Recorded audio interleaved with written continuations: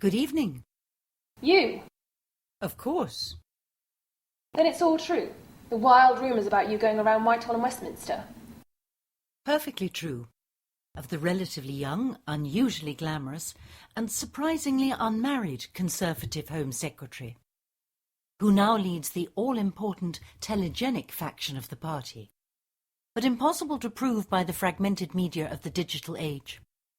There are just too many disparate voices. The inverse prophecy of that Paul Simon song, The Sound of Silence.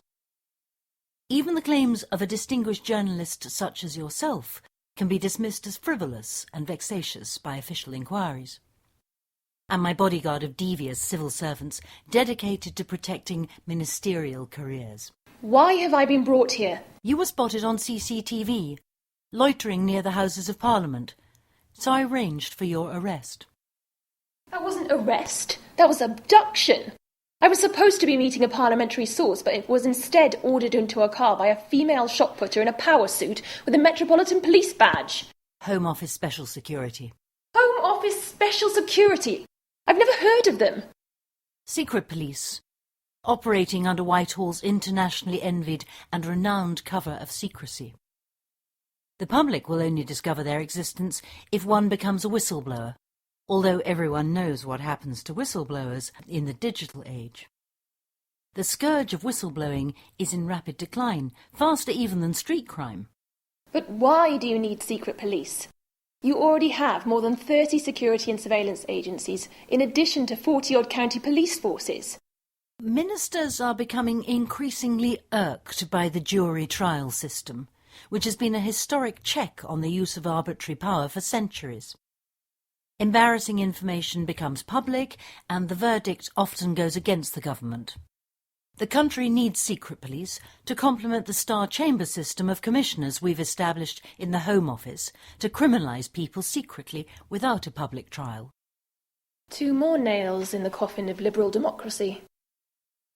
If you object to the Home Office star chamber system, which keeps you safe on the street and in your desirable private residence, why have you not written anything about it in your newspaper? I didn't know it existed.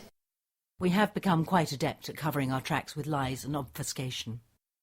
But surely you must have heard something about it from the chattering class in the Westminster village. There are now so many outlandish rumours going around about the covert operations of the Home Office and the police that we only comment on those that we can prove. My relation with the regular police has been difficult of late. The Metropolitan Police don't like the present government in general, and me in particular. They blame me for axing the jobs of their colleagues and freezing their pay rates after the happy time under New Labour. But really, they should blame the Chancellor. That resentment is understandable, but it hardly justifies you setting up your own special police unit. I need special police around me, whom I can trust to tell the truth about my behaviour. Are you sure about that? I don't mean my personal eccentricity in the privacy of this press bunker, but when I venture out to visit Downing Street, for instance, and meet with the Prime Minister. Your secret police had no right to arrest a journalist doing her job outside of Parliament. As a journalist, you must know that the British Home Secretary has some quite extraordinary powers for a minister in a so-called liberal democracy. Recall that one of my predecessors, Jackie Smith, ordered police to search the parliamentary office of an opposition MP without bothering with a warrant, and another, Theresa May, insisted that the Guardian newspaper destroy laptops containing information about GCHQ likely to embarrass the government. Home Secretaries are not yet totally above the law. Jackie Smith and Theresa May were both threatened with contempt proceedings for ignoring court rulings by the independent judiciary. Woe betide those judges in the digital age. Home Office secret security police use the techniques of the East German Stasi against dissidents. Bugging, theft, burglary, criminal damage, and now intrusive home video surveillance. But why arrest me? Are you hoping to discover the identity of my Home Office source? I already know the identity of all your sources, and every minute detail of your life and work. How can you, unless... In the 1980s, investigative journalists became a threat to national security. You mean it became a threat to government secrecy? And so successive governments gradually built up the infrastructure to monitor their every move. You mean surveillance? The capacity of our information surveillance complex is far in excess of that required to monitor the handful of terror suspects resident in London. So we use it to keep tabs on those lawyers, protesters and journalists who are likely to cause problems for us. Our IPA, the infamous Regulation of Investigatory Powers Act, allows us to bug anyone beneath cabinet rank or their family and friends, abolishing legal privilege at a stroke for the majority of the population. I'm surprised no one with a law degree realised it at the time. Do you have a warrant in my case? Warrants, like open jury trials, are becoming inconvenient to arbitrary police power in the digital age. But even so, I approve so many each year that I don't recall whether you were de jure or simply de facto. What's the difference? One requires a doddery old judge, retired as unfit from the House of Lords and reappointed as a surveillance commissioner to supplement his pension, to sign things without an advocate testing the evidence, whilst the other merely requires a nod and a wink from me. I could lodge a complaint with the Investigatory Powers Tribunal. The IPT is just another useful government quango, and you have no evidence of the surveillance against you in your plush Kensington apartment. Those converted Georgian terraces are the easiest to infiltrate with video surveillance. I can't understand why anyone would want to be an investigative journalist and live in the UK. If you're any good, you know the police will install video surveillance in your home eventually. Serious journalists should follow our manufacturing base and move offshore. You can still commute to work in London using the Channel Tunnel, although you'd have to leave your laptop at home if it contained sensitive information. Are these cuffs really necessary? Sorry, but if you were not wearing those, I'd have to put on an unsightly black flak jacket, which doesn't really go with this conservative blue blouse. Home Office health and safety policy in the presence of terror suspects. But I'm not a terrorist. You're a journalist, with a similar capacity for wreaking mass destruction on the careers of risk-averse ministers and police chiefs. So why did you have me arrested? Would you believe me if I said that your source actually works for me? You know we journalists will not be drawn on the identity of our sources. I mean, she really works for me, the whole time, even when she's sleeping with you. The documents she supplied you with were official leaks, authorised by me, and the relationship you were having with her was also authorised, as part of her police cover, or should I say undercover. Why are you telling me this? I set you up so that I could arrest you in possession of leaked documents from the Home Office. But why? So that we could talk. Talk about what? Professional female journalist meets powerful female politician in a clash of hairstyles and designer labels. The usual alpha woman to alpha woman stuff loved by glossy editorials and American television. Or the thinking man's mud wrestling, depending on your point of view. But if you wanted that sort of interview, why didn't you just call my paper and arrange it? Because the sort of interview I have in mind cannot be broadcast in the present climate of sexual politics. Whose fault is that? I used to blame the church, but now I suppose the fault lies with my narrow-minded colleagues in Westminster and the obsessively puritanical and prurient BBC news coverage of sex scandals. But not with you, the Home Secretary and Chief Guardian of the public morals. My dear fellow, you forget that we are in the native land of the hypocrite. An observation from Oscar Wilde's The Picture of Dorian Gray, written in 1891. Some things never change. What sort of interview did you have in mind? My namesake, Lavrenti Beria, head of Stalin's NKVD, would have his men drive along the streets of Moscow and arrest his female victims, whom he would abuse at his office, then release with the threat of imprisonment if they spoke of their ordeal. He didn't have CCTV to assist him, of course, and such behaviour by public sector apparatchiks is unacceptable today, unless the victim is a journalist. What the hell makes you think you can get away with abducting a journalist? I think I can get away with abducting you. Why me? Margaret Thatcher would use MI5 to target the journalists she disliked. Not like this. Why is it that Beria's predatory crimes cannot be explicitly dramatised for film? And yet the butchery of 2 world wars, the Holocaust and Stalin's mass purges are frequently depicted in glorious blood-soaked technicolor and gory widescreen cinemascope. I'm a journalist, not a film critic. What makes you think anyone would want to see a film about a monster like Beria? We're all film critics at heart, those of us who watch films. What would you prefer to see? An action-packed 2 hours in which several hundred young men are machine-gunned, bayoneted and blown apart in a muddy field?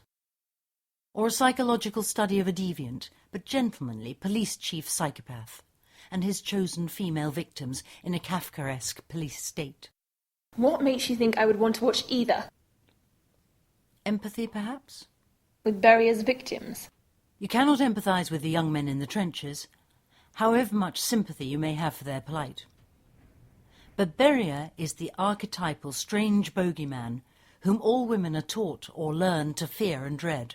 But sometimes this fear and dread corrupts or distorts their sexuality and leads them to read violent crime thrillers, Which then become bestsellers. We at the Home Office know all this from our secret research by social scientists, which only gets published if it's good policy-based evidence. Why are you giving me this information?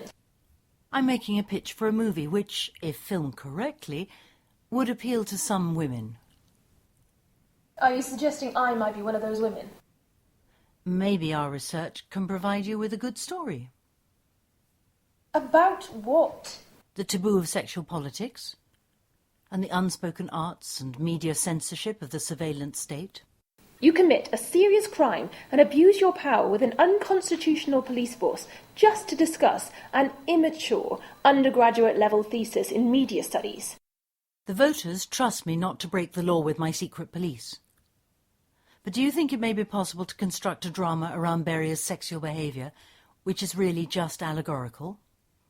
An allegory of what?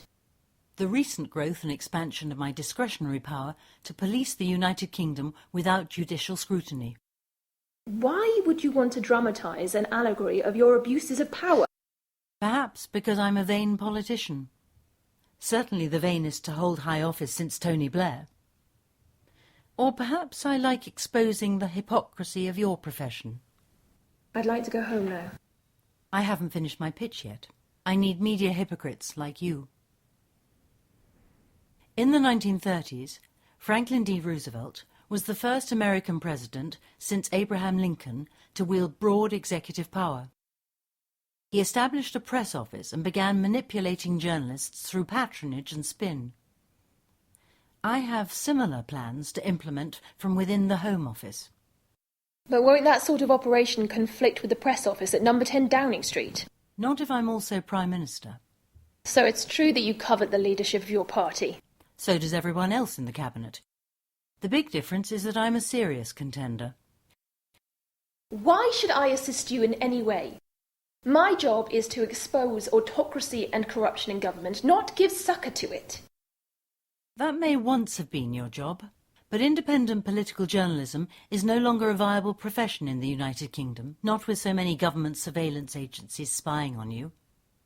The trend is towards unofficial spokespeople in the media, working for powerful public patrons such as myself. There are still plenty of independent journalists in the UK filing critical reports on the British government, spied on or not. But for how much longer? The irony of the internet, and its much vaunted freedom to communicate, is that it has destroyed the business model of liberal broadsheets such as yours, just as it has destroyed the porn industry. No one is willing to pay for news or porn anymore. Journalists and porn stars are finding themselves increasingly out of work. Our online advertising provides the broadsheet with some revenue, maybe enough to survive on into the future. But the Home Office can infiltrate your advertising streams at will with our own propaganda. There's no economic future in being a voice of liberal democracy. You must learn to serve the technocracy of the greater state. Be useful to it. Be useful to me. Like those slightly embarrassed and uncomfortable-looking English-speaking journalists who work for the Kremlin. Would you rather be unemployed or on someone's public payroll? BBC staff are on the public payroll, yet they retain their editorial independence from government and broadcast footage of the Liberal Home Affairs Committee chairman probing you robustly. The only committee of any consequence in Parliament is the Cabinet, with the Prime Minister as its chairman. We have our own video footage of the Home Affairs chairman, which only his rival, the obsequious neocon chairman of the Joint Committee on Intelligence and Security, knows about. And as for the floundering BBC Leviathan, it cannot continue to raise billions through hypothecated taxation, not if we relegate non-payment to the status of a civil rather than a criminal offence. Why would you want to do that? The BBC distorts the free market. It should be restricted to broadcasting news, current affairs, art, culture and sport, which it could do for a more affordable fraction of the current licence fee, and its news studios are lavishly overstaffed with pampered, multiple presenters working short shifts when compared to its rivals. Is not the free market as much a threat to your power as the overstaffed BBC news studios? Winston Churchill once said, "If you're not a liberal in your 20s, then you haven't got a heart. And if you're not a conservative in your 40s, then you haven't got a brain." I'm in my 30s, so I'm still economically liberal, but socially conservative. You call this socially conservative? I was describing my public parliamentary persona. If your constituency committee could see this, they would deselect you instantly. But they can't. How do you know that rogue elements of the security service are not filming their eccentric and deviant Home Secretary as we speak, just as they would have done with Harold Wilson had the technology been available then? It is possible. But if so, then they are breaking the law without my authorization and risking their opulent public sector salaries and generous public sector pensions, guaranteed by the state, if their activity becomes known. The Regulation of Investigatory Powers Act was designed to protect government ministers from the emerging surveillance technology. You still haven't explained why you had me brought here like this. You have written some very unkind things about me. So have many others. We're indulging in pluralism while we can. Our parliamentary system is unfit for purpose in the digital age. How can voters write to MPs who are also cabinet secretaries, busily dismantling a historic framework of civil liberties? Tony Blair used to enjoy the adversarial press conference. I also like to relax, paradoxically, in the company of attractive journalists. Female Home Secretaries have complicated needs, pump-primed by the ego trip of power. Some women like erotic conversation during sex. I prefer discussing politics with journalists in restraint. Rumours about my eccentricity have propagated along the corridors of Westminster for years now and provide the perfect credentials for a Home Secretary, the most feared and despised, controversial and vilified of all the Cabinet Secretaries. Our barbarous recent history as the Nasty Party seems to have been forgotten, but Tory Home Secretaries were once open and unabashed hangers and floggers. You're a wealthy woman. Why risk playing this game with a journalist when you could easily hire a prostitute? Prostitutes are not sufficiently informed to engage in this sort of intercourse. You are intimately acquainted with the driven and fixated nature of Cabinet Secretaries and our obsession with power. We wake up each morning and thank God for being in office. The thought of losing a general election induces nausea and withdrawal, so much so that I'd like to decrease the frequency of elections as a therapy measure. I'm not an agony aunt. Perhaps you should have abducted a tabloid journalist. What would a tabloid journalist want with leaked documents from the Home Office on plans to curtail civil liberties? The tabloids despise civil liberties. The only people who demand their rights are criminals. And besides, I don't know any tabloid journalists with your combination of talents. I'm not a piece of fluff either. I'm a serious political commentator. once noted for decorating TV news studios as part of an attractive news entertainment package in a ratings war. When viewers watch you parading in front of studio graphics in a short skirt and high heels, what do you think they're thinking? Who knows what people are thinking in the privacy of their own homes? We think we do. Using surveillance sampling, we have an invaluable survey of unique market research from which to inform programme planners and extrapolate TV viewing figures, just as GCHQ has collected invaluable industrial and commercial secrets for British companies by spying on French and German officials. You must have written a fair amount about the sexual politics of news broadcasting while selling your image as part of your job. Not like this. Serious political commentators are a thing of the past. Trivial, kiss-and-tell news media entertainment dominates broadsheets and TV screens alike as the important constitutional issues, which most hoi polloi find boring. Are largely ignored. It's the political media economy of the new surveillance state. Stupid. What risk does this radical eccentricity of yours pose to your political career? Let me worry about that. Would you like my guards to drive you home now? Unharmed? Of course. And with the usual fee paid to the government's very expensive consultants. That's very generous of you. The taxpayer is very generous to the Home Office. You should find a way to jump aboard the public sector gravy train. In time, everyone will work for the government, and no one will have to worry about products and profits anymore. That's the opposite of economic liberalism. What would your home county's Conservative constituency committee say about that? Why not ask what the voters would say about that? In our parliamentary system, MPs in safe seats are selected by parties, not voters. The Conservative Party is currently divided on the question of what Tories actually stand for in the digital age. Some favour the efficiency and tyrannical convenience of an Orwellian surveillance state, just as Tories admired fascism in the 1930s.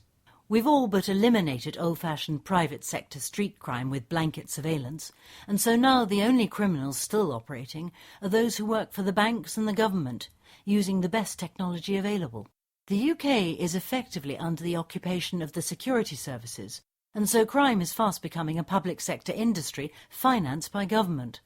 For instance, my abduction of you this evening. I thought the Chancellor was trying to shrink the size of the government. Like all politicians, he's economical with the truth.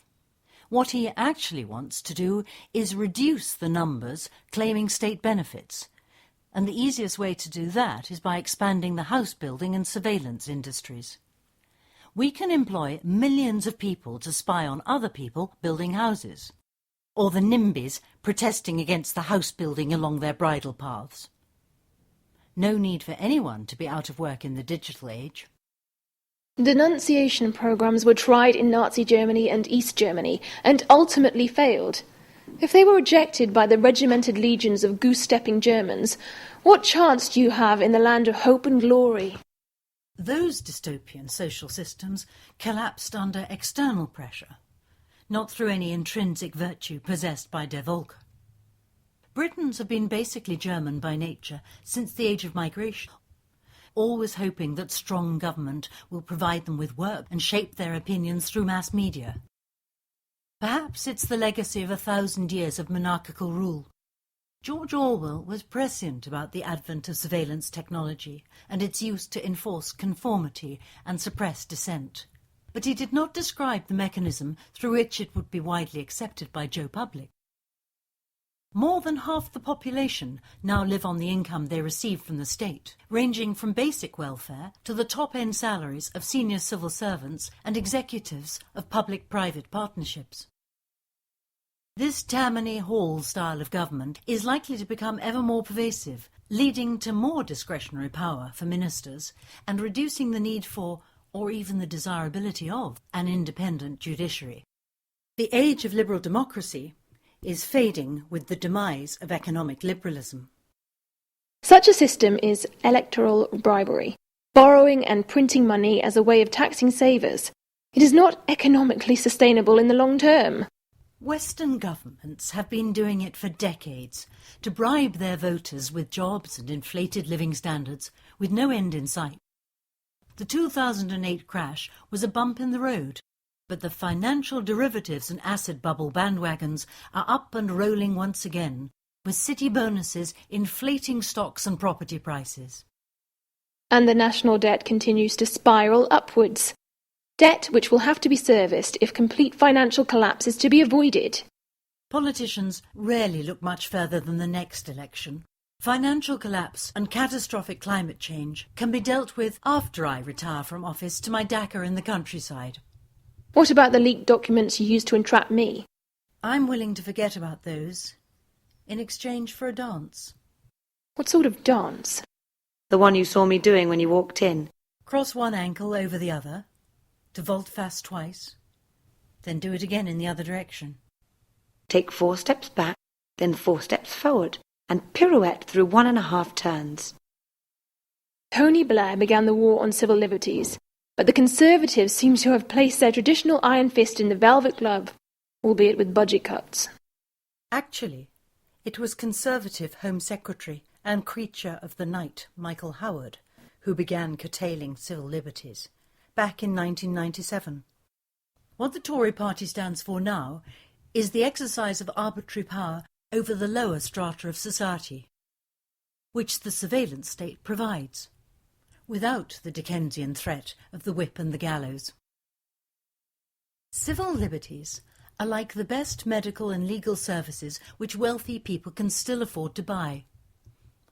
State power over the proletariat can be extended to unhelpful investigative journalists, lawyers and protesters who assist enemies of society by criticising the government.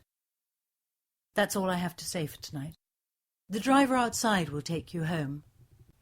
With us watching over you, you're less likely to fall victim to some mad, bad anarchist group hell-bent on embarrassing the government by taking out one of its critics. Think about my offer to collaborate with the Home Office. I thought you said you were a hanger and a flogger. So I did. True blue, back to basics Tory, through and through. You went to grammar school. Do you not lament the demise of social mobility in the digital age? People often reflect nostalgically upon the grammar schools and the student grants which enable people from council estates to go to Oxford and Cambridge. But now that we have a much broader middle class, with new technology money, which can afford private schooling and university fees, so the number of upstarts from humble origins infiltrating high society is actually increasing. If you decrease the frequency of elections, when will the opposition ever get their snouts into the trough of power? We can all be members of the same party, reducing the costs of duplication. One people. One state. One leader, surveying the entire nation. How could you have known about me? Surveillance selection. We've been watching you very carefully. Watching you all.